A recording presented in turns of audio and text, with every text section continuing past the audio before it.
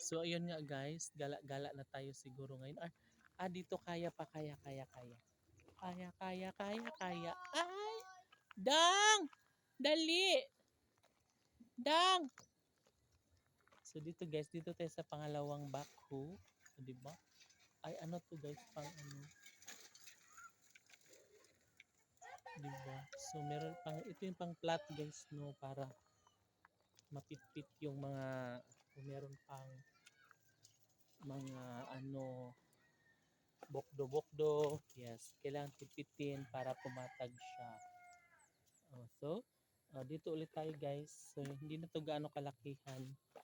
And sa likod mo tayo kasi mainit pa rin yung araw. So diba nandito tayo sa ano guys, diba? And guys, tingnan nyo, no trespassing. So that is private property. And that is the Dagpin Farm. So malawak po yan masyado. Sobrang lawak po dyan guys na farm. Ayun po, may mga building pa doon sa taas. No? So nandyan yung mga kabayo, baka, kambing. Yung manukan lang guys ang wala na kasi mabaho yun. Mabaho at sobrang umaalingasaw talaga dito sa amin before. Pero ngayon guys is tinanggal na yung mga manukan.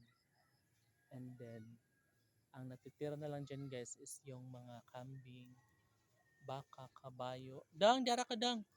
White! White! Yun guys, yung mga alaga kong aso ay gala rin sila ng gala guys. So dito naman banda guys ay hindi pa siya natapos no. Hindi pa natapos yung paglagay ng bubong. Ayan. 'Di ba? 'Di ba dito? Ayan. Merong konti pero hindi pa ng kalahati pa lang siya. So 'di ba? Sobrang perfect and makita mo talaga na merong progress. May pagbabago and then guys yung niyog dito guys parang ano siya, naapektuhan siya ng bagyong Tino. Malakas din yung bagyong Tino guys dito.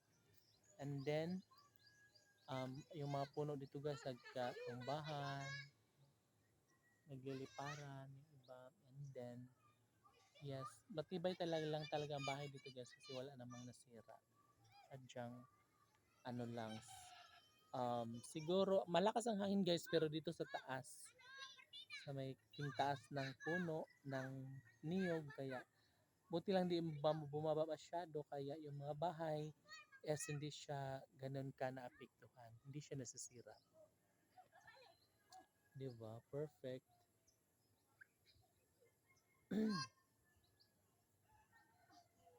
Diba? So, yun lang guys. See you on my next video.